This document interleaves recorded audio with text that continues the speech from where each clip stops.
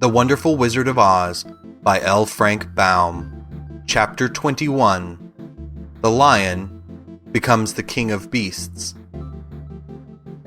After climbing down from the China Wall, the travelers found themselves in a disagreeable country, full of bogs and marshes and covered with tall, rank grass. It was difficult to walk without falling into muddy holes, for the grass was so thick that it hid them from sight. However, by carefully picking their way, they got safely along until they reached solid ground. But here the country seemed wilder than ever, and after a long and tiresome walk through the underbrush, they entered another forest, where the trees were bigger and older than any they had ever seen.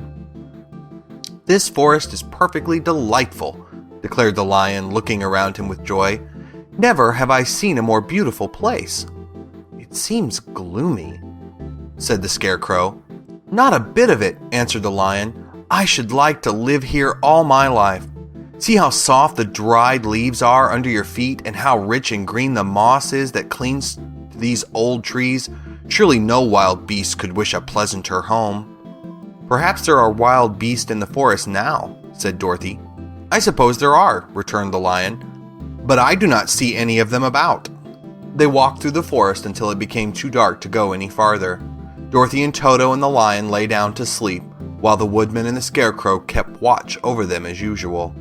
When morning came, they started again.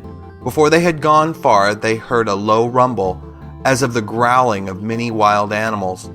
Toto whimpered a little, but none of the others was frightened, and they kept along the well-trodden path until they came to an opening in the wood, in which there were gathered hundreds of beasts of every variety.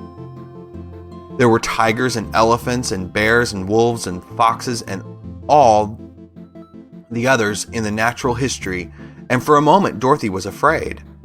But the lion explained that the animals were holding a meeting, and he judged by their snarling and growling that they were in great trouble.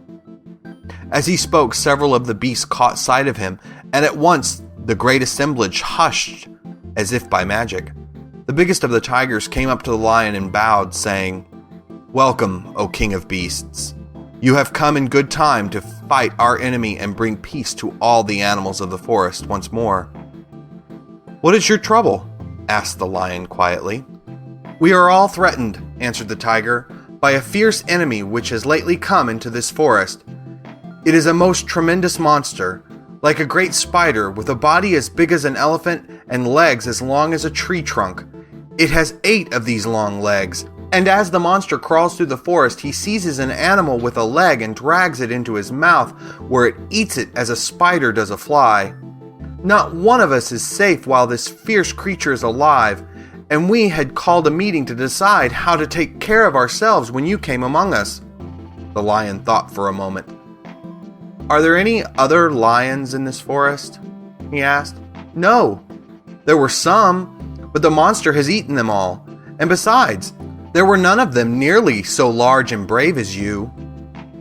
"If I put an end to your enemy, will you bow down to me and obey me as king of the forest?" inquired the lion. "We will do that gladly," returned the tiger, and all the other beasts roared with a mighty roar. "We will!" "Where is this great spider of yours now?" asked the lion. "Yonder, among the oak trees," said the tiger, pointing with his forefoot. "Take good care of these friends of mine," said the lion, "and I will go at once to fight the monster." He bade his comrades goodbye and marched proudly away to do battle with the enemy. The great spider was lying asleep when the lion found him, and it looked so ugly that its foe turned up his nose in disgust. Its legs were quite as long as the tiger had said, and its body covered with coarse black hair. It had a great mouth with a row of sharp teeth a foot long, but its head was joined to the pudgy body by a neck as slender as a wasp's waist. This gave the lion a hint of the best way to attack the creature. And as he knew it was easier to fight it asleep than awake, he gave a great spring and landed directly upon the monster's back. Then, with one blow of his heavy paw, all armed with sharp claws, he knocked the spider's head from its body. Jumping down, he watched it until the long legs stopped wiggling, when he knew that it was quite dead. The lion went back to the opening where the beasts of the forest were waiting for him and said proudly, You need fear your enemy no longer." Then the beasts bowed down to the lion as their king, and he promised to come back and rule over them as soon as Dorothy was safely on her way to Kansas. End of chapter 21.